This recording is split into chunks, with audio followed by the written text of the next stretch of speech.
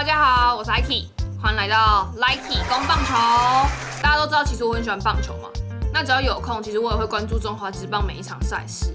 那除了关注赛事以外，其实我都会去可能像 PTT 啊，或者是 Dcard 啊，或者是可能像 IG、Facebook 或是什么赖社群，然后去看可能大家对于比较争议的球的一些留言跟评论。那针对上个礼拜，那其实我也将一些可能比较争议的球或者比较有趣的球，然后整理出来，想说这一集和大家一起来讨论互动一下，也顺便分享一下我的看法。首先是第一个，味全龙开始使用了 PitchCom。那在上礼拜的比赛，我们可以看到吉利吉拉拱冠从第一局开始就不时的低头向右膝看。那他的护具上正是 PitchCom。那投手艾普勒的接收器只是放在球帽内。艾普勒的球种是还蛮多元的，包含4缝线直球、直插球、2缝线直球、曲球，然后变速球，另外还有滑球。哇，这个艾普勒跟吉利吉拉使用的是 PitchCom。对，因为今年其实本来就是开放，你可以使用这样的东西啊，就可能还要花一点时间来适应。捕手的。那其实之前我也有分享过中职今年的改变，那有可能会引进 PitchCom。终于味全龙先当了开创者，然后先开始使用 PitchCom。如果想要看更详细的介绍，欢迎点击上方的资讯栏，里面我有讲解更多关于 PitchCom 的一些内容。点击上去。那其实味全龙的领队也有说到，其实球队为了让比赛的时间缩短，然后让球迷其实有更好的观赛体验，那他们愿意去做尝试，他们花了将近200万元去买了2组 PitchCom 进行使用，我觉得蛮棒的。我怕有些观众不理解，所以我这边先来和大家简述一下 PitchCom 到底是什么。PitchCom 呢，其实是一个电子的暗号发送器。那在这个暗号发送器上面呢，其实按键可以分为球种、位置还有进垒点等指示。那这个装置呢，其实它是为了要加快投捕暗号沟通的速度，那也可以避免被投手投暗号的风险。那MLB 呢，其实已经在2022年开放各个球团使用。其实我们可以在很多的 MLB 比赛中看到，其实蛮多球团都有在使用 PitchCom， 包括大谷翔平之前也有使用过 PitchCom。那 PitchCom 确实在花费上面是蛮大的，我刚刚有提到嘛，2组就要200万，所以各个球团其实都还在考虑是不是要使用这一个 PitchCom。在中职使用 PitchCom 一定是好事，只是在执行面上可能会遇到一个很大的困难点，是因为我们的场边应援文化其实真的很大声，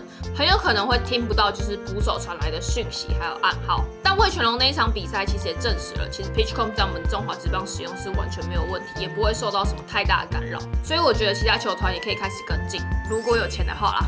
再来第二个，我有看到有人在 PTT 上面讨论这一则，林哲轩击出了穿越三游间的安打。那王柏融接到球的时候，申浩伟其实也才刚踩到3垒而已，但是富邦的3垒指导员还是让申浩伟继续冲本垒，王柏融最后也传歪了。那请问一下，富邦3垒指导员是打从一开始就瞧不起王柏融的传球吗？过程中又一次非常精彩的境界上。第一球出棒在左半边，虾格敲出安打。现在来看一下申浩伟要拼本垒，王柏融传了回来之后没有办法抓到，福星真的是你啊，林哲轩！哇哦，王柏融传球的位置完全歪掉了，准都不见得来得及，更何况歪的位置还蛮明显的。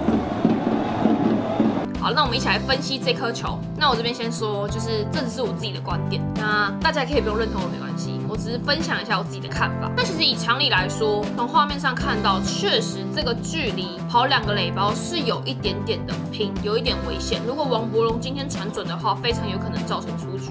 那我自己的看法会觉得说，3垒指导员叫申浩伟冲本垒是非常正确的，因为这个前提下是已经2人出局了，比赛也进行到10局上半，加上现在又是0-0。比数僵持不下，所以你现在不冲，那你要等过年再冲吗？所以我觉得他们并不是像可能大家所说的瞧不起王柏融的传球，是真的，因为已经没有什么太多的机会，这是一个机会，那何尝不愿意去试看看呢？第三个，有人在说王柏融的跑垒真的越来越不积极，那我们来一起来看一下发生什么事情。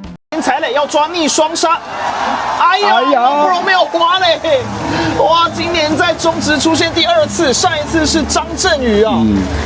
那我们可以从画面中看到，王柏融在冲向2垒的时候，他并没有以滑垒的方式，而是以减速的方式，这样慢慢的上到2垒。自己的观点会觉得，确实这一球可能王柏融真的需要再积极一点。首先，你们是在落后的状况下，那我觉得有机会上到得点圈，就是有机会再得分。再来第4个，陈君秀在上礼拜打出生涯第5支再见全垒打。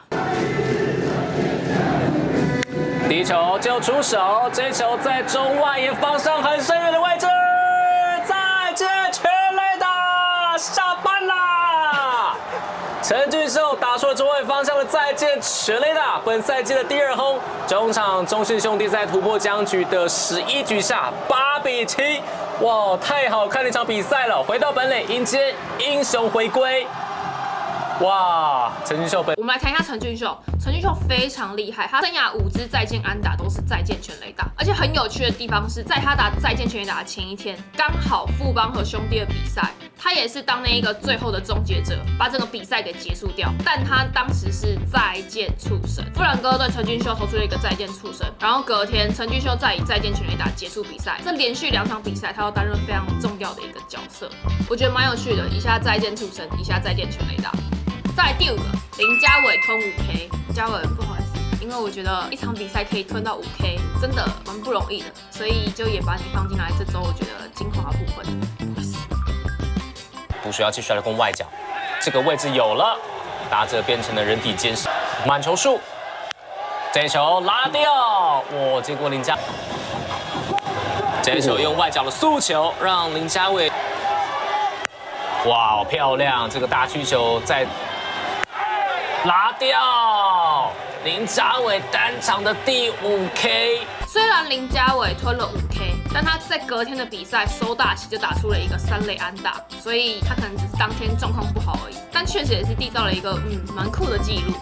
再来第6个，蔡振宇的跑垒问题，在统一和乐天的比赛，8局上半1人出局，2垒有人，那蔡振宇在2垒。然后乐天是以3比4落后给统一是1分而已。这个时候朱玉贤击出了一个游击滚地球，那蔡振宇就直接冲向了3垒，那最后当然是被遭到了触杀。大家就开始检讨说蔡振宇这球到底为什么要跑？热闹是游击区的滚地球，游击手接球之后传3垒，抓到了，抓到了，是这球蔡振宇就有点躁进哦。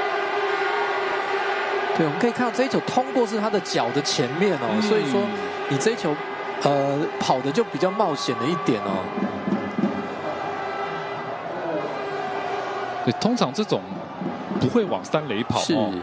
我记得在上个月有一场比赛，老实说我也没看懂蔡振宇为什么要跑，感觉真的就是他一个跑垒失误。那因为以我的观点，正常逻辑来讲，其实球打到游击手正前面，他甚至还不需要移动。如果你往3垒跑的话，那这一球一定必死无疑啊！所以我觉得这非常单纯，就是一个跑垒失误。那这也没有什么好去探讨的，只是可能不知道他当时为什么要跑，是看错吗？或者是球好心切，希望能够为球队推进一个垒包，我觉得都有可能。那今天的整理就到这边了。大家如果喜欢我整理1周网友的讨论啊，或者是一些比较关键的球，或者一些比较有争议的球，像这样子的一个主题的话，欢迎在下方留言跟我说。那我就会再做下一集给大家看。那如果没有的话呢？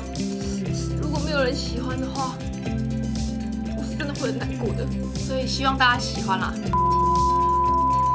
那对于刚刚分享的内容，也欢迎你在下方留言和我讨论，或是和我分享你觉得上一周有哪一些很精华的球，或者是很有争议的球。那一样，影片的最后记得帮我要按赞、订阅、分享、开启小铃铛。那我们就下个影片见喽，拜拜，拜拜。